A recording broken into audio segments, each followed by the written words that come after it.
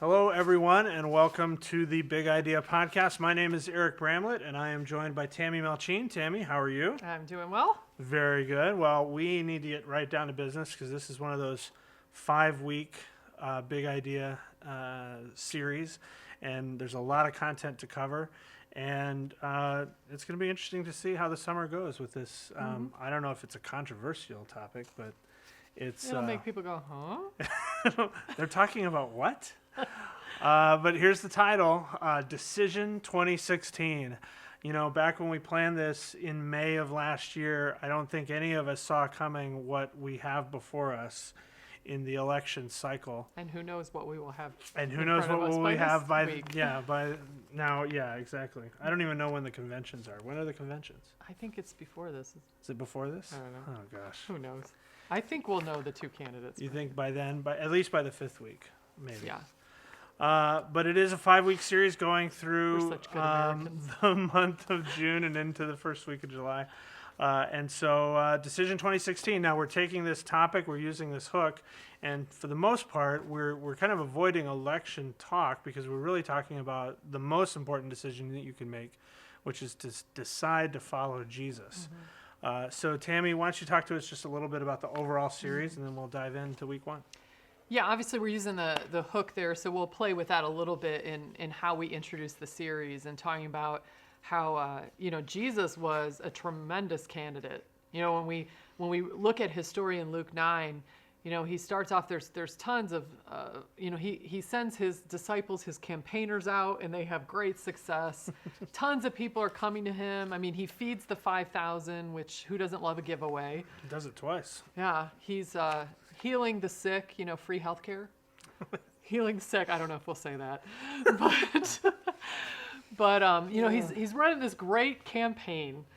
And then all of a sudden, it comes to a screeching halt in Luke 9:23, where he says, if any of you wants to be my follower, you must turn from your selfish ways, take up your cross daily, and follow me. And in some ways, it seems like, man, you were on a roll. That's a horrible campaign slogan. So what does that mean, and what does it say to us? This series is really going to be about what it really means to be a follower of Jesus. And the first week will be a big challenge to choose Jesus, choose to follow Jesus. And then the rest of the weeks are going to unpack, so to say, some specific things about what Jesus did. And so following him means we do those types of things too. Gotcha. So it becomes behavioral identification with Jesus as well as just, are you going to follow him or not? Yeah. Good. All right. Well, let's dive right into week 1 then. And then this is all about choosing to follow. This is choose to follow. So this is the big kickoff. This is also going to be an all-church baptism week where we're going to give people the opportunity to choose right there in that moment to follow Jesus for the first time. And so the crux of the idea in this one is to compare what a fan is versus a follower of Jesus, and to challenge us to look at ourselves and say, okay, am I really a follower or am I just a fan? And so not only will we be using that Luke 9:23 passage as we introduce the series and challenge people with that, but then also farther down in Luke, there are 3 people that come to Jesus and say, I want to follow you, or Jesus says, follow me.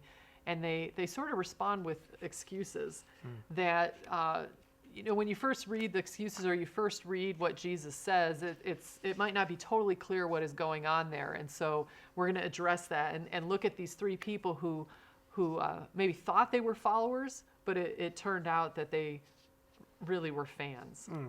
And so you didn't quite have what it took necessarily. Yeah, so you can see on the map there how we have the first person. Really what he was saying is, I only want to follow if it's comfortable.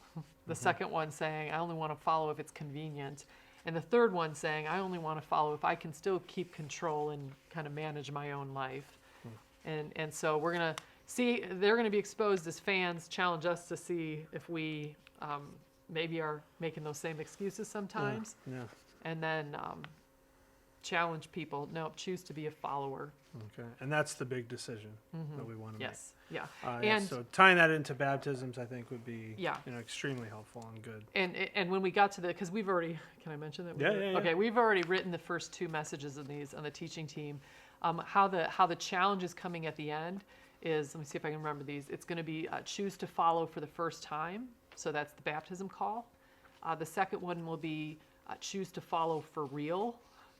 And the third one will be choose to follow again, for those maybe that can look back and see a time when they really were, but they didn't. And for those second 2 groups, what we're going to be urging campuses to do is almost an altar call type thing. The baptism people, it's more clear. You're going to go, you're going to get your stuff, you're going to get baptized. Right. But for the other 2, we do want to have prayer teams Sure. of leaders up front and challenge people to have a little more tangible way to be making that choice by coming forward for prayer.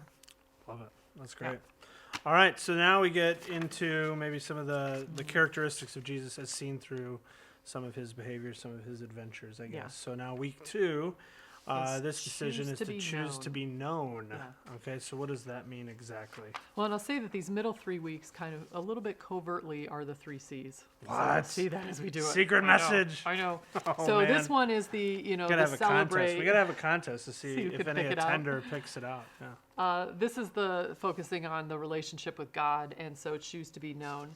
And what we want to do in this message, I think we start off this message a little bit talking about DTR, define the relationship, and how a lot of times people freak out when they get to that point and they have to do that in their relationship. But we're going to challenge one another to have a little DTR with Jesus.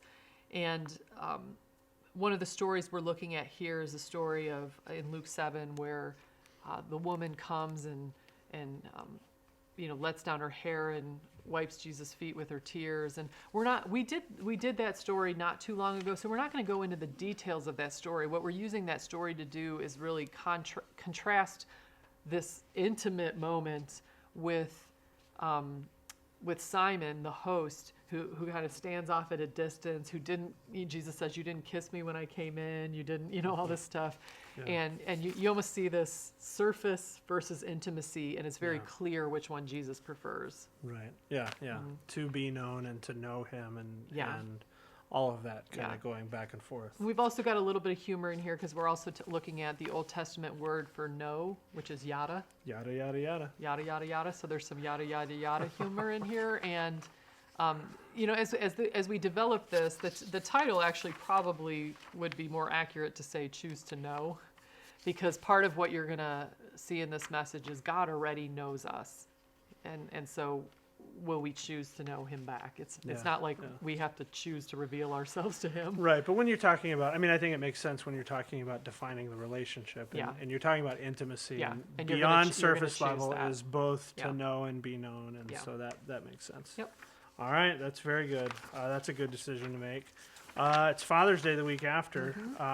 We want to now emulate another part of who Jesus was by choosing to lead. Yeah. That's week 3. And it's a good topic for Father's Day, but we're going to make it clear this is not just for fathers. This isn't just, Right. guys lead, moms, you just Don't. do whatever. Don't even listen to this, moms. And so this is Choose to Lead, and we're going to look at the story where Jesus is walking along with his disciples, and 2 of them, James and John, ask, hey, when you come into your kingdom, can we sit at your right and your left? And they were wanting power, they were wanting prestige, and then the other disciples get angry with them, not for what they asked, but because they're like, oh, I wish I would have asked first. and so Jesus then goes on to really talk about his secret to great leadership. And you find it towards the end of that passage there where he says, whoever wants to be great among you must be your servant. Whoever wants to be first must be slave of all. For even the Son of Man did not come to be served, but to serve and to give his life as a ransom for many. And so the big challenge in this message is going to be to lead like Jesus. And leading like Jesus means that I am looking for how I can benefit you. So many times in our culture, leadership means, oh, I'm the leader, so everybody serve me. Right. But it's the exact opposite in Jesus' perspective and in Jesus' example. Yeah. And so we're going to be challenged that of how can you, in any arena that you have influence, whether that's in your family, whether that's in your workplace, whether it's in your school, whether it's in your, whatever it might be. How can you leverage yourself for the good of others? Because that's Jesus's kind of leadership. Yeah, create a posture of servanthood and really make that your main operating principle. Yeah. It's kind of a Jesus CEO stuff a little bit, right? Yeah. All right, good. That's week 3. That's nice and clear. I like that. And then this one, I don't know, it may feel a little bit different, but this is choosing to build bridges. Okay. And where week 3 was a little bit of the contribute side of, Okay. that was the idea of Sure, an area of that. This one is about relationships. I don't understand, Tammy, because I always say celebrate, connect, and contribute. And now you've We really tricked me by saying Totally going celebrate, rogue. contribute, and connect. Totally going rogue. But all of that is secret anyway. Totally going rogue. So I shouldn't get confused. It shouldn't get confusing. But yeah, we wanted to do a message during this Big Idea calendar year that had a focus on racial reconciliation. And we felt like this was a good spot to pick it. And so we're going to look at a story that we have done before. I don't know how long ago, probably. It's been a while, I think, about the woman at the well, because it is just packed full of cultural, not only racial, but also gender and, Yeah, if there was a way you were supposed to interact with people, Jesus. If there was a blew person right that through he those. should have avoided, it Yeah. was this woman. Yeah. Culturally speaking. And so we're gonna look at that story, and as we challenge one another to build relationships with people that are just very different than ourselves. And we're going to talk a lot.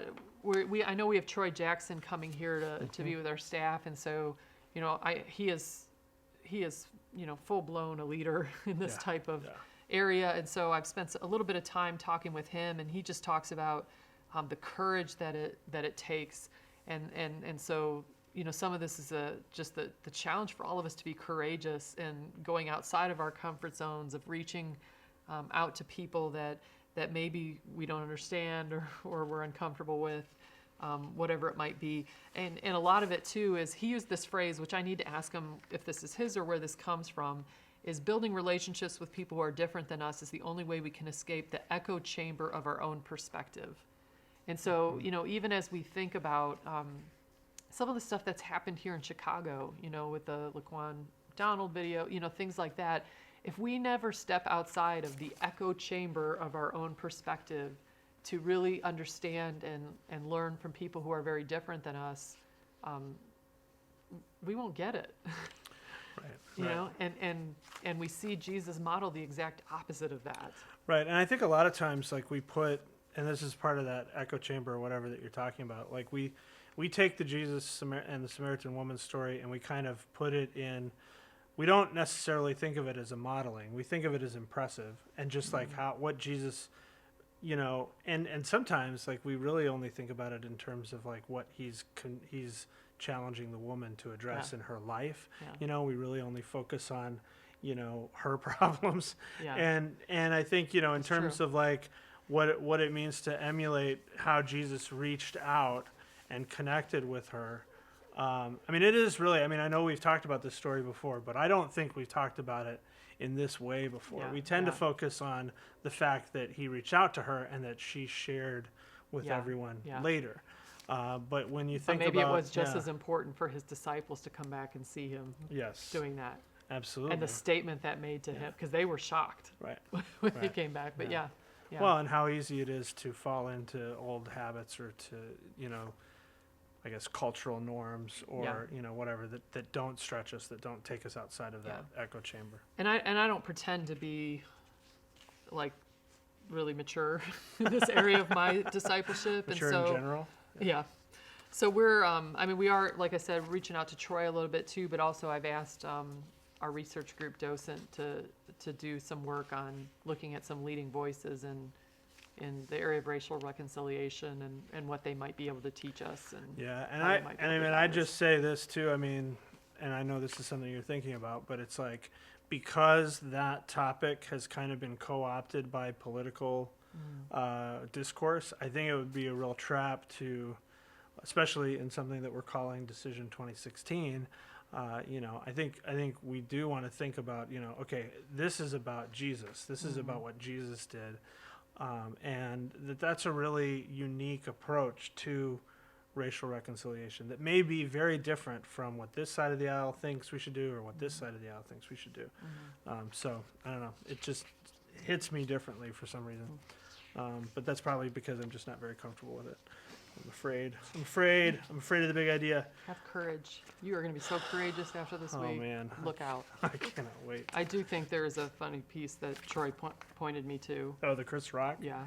Yeah, that's so It's good. a little bit where he says, all my black friends have a bunch of white friends, and all my white friends have one black friend. Yep. The truth is funny. I have a friend from high school who is white who joined a black fraternity. Ah, there you go. So I don't know if it's like So a are friend you of a now friend. saying that you have a lot of I have a lot of black friends because my one white friend has black friends. All right, we should Terrible. probably stop. Terrible. Terrible. Week 5. This one's a fun one. Choose your president. Choose your president. We are going there, everybody. And we are going to tell Oh, people who they should man. vote for. It's going to be awesome. I cannot wait. We're going to hand out ballots, right? I think so. Can we hand out those We're gonna things? do a straw poll. They probably still do this, although I bet they're hesitant. But some of these churches do this where they hand out the ballots of all the people who are running and all the things that they stand for. Have you ever been in a church yeah. that does that? Yeah. Yeah, that's pretty scary. We're not going to do that. No, we're not. What are we going to do, Tammy? So, what we are going to, in this series, Decision 2016, we are going to have a week that's on politics. But we're going to talk about when we decide to follow Jesus, we have to look at every area of our lives, like how we approach everything in life the way that Jesus would approach it. And so, how would Jesus approach politics? Well, we do have one story in the Bible that has political overtones to it. And it's the story when the Pharisees and the Herodians come to Jesus and they ask him, what do you say? Is it right to pay taxes to Caesar? And so we'll be unpacking a little bit about how that really was a political question. They were trying to see which side Jesus would take, where he stood. And Jesus' answer to that, as we'll go through it, it's just brilliant. I mean, it is brilliant. Yeah, it's such a burn. He burns them. Oh, yeah. Tim Keller does a great job talking about that passage, and I have it on the map there where in Jesus' answer, he's refusing political simplicity, he's refusing political complacency, and he's also refusing political primacy. And so, again, I don't know if those are the points we'll go with, but you can look at some of that if you're interested in seeing a little bit where this could go. I imagine that third point, refusing political primacy, is what the heart of this message is going to be, because in Jesus' responding, I love this thing. When he says, "Let me see the coin," and he goes, "Whose image is on this coin?" And what Jesus is doing in this reply is he's saying, okay, Caesar's image is on this coin, so give to Caesar what is Caesar's. But then when he says, give to God what is God's, he's basically implying whose image. Like what bears God's image? And Turns the answer out is we do. Oh, And so give to God what is God. And part of the way we're going to talk about that is, we belong to God before we belong to country. We belong, you can go along with our citizenship is in heaven, but we belong to God means our faith has to come before our politics. Being a Christ follower has to come before being a Republican or a Democrat or an independent or whatever you might be. And so, what does it look like for our faith to come first, for being a Christ follower to come first? And I think the clearest thing that we see in Scripture is Jesus said what was most important, and that's loving God and loving people. And so in this political season, if we're not loving first, we're not following Jesus in our politics. Right.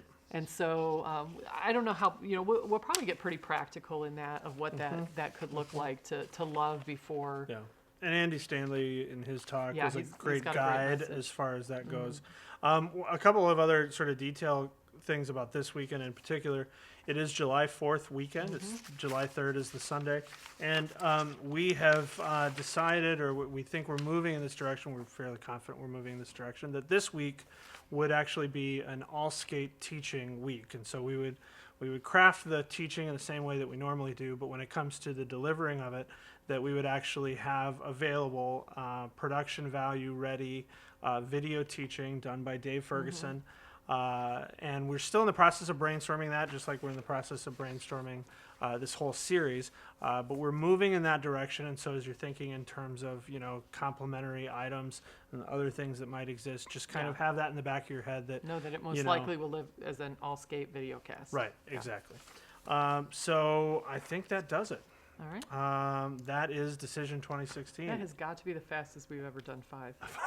Fastest we've ever done a 5-week series. I think so. I think that's because at You're least welcome. 2 of these are things that I'm not comfortable talking about. So I'll let you decide which ones they are. It's probably painfully obvious. Well, it's not intimacy because we're sitting this close. Right, that's true.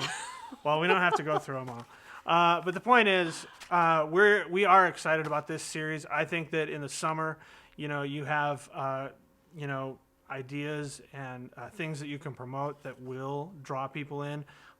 In the summer, church Sunday morning is not maybe a lot of your attenders' number one place to go. And so, I do think that this focus and really kind of thinking in terms of what does the church have to say about Decision 2016, I think will be a good draw and something that we can leverage to reach out to the community and bring them to church. So, thanks. All right. Anything else, Thank Tammy? you. No. All right. We will see you We're next good. time. Thanks for joining us.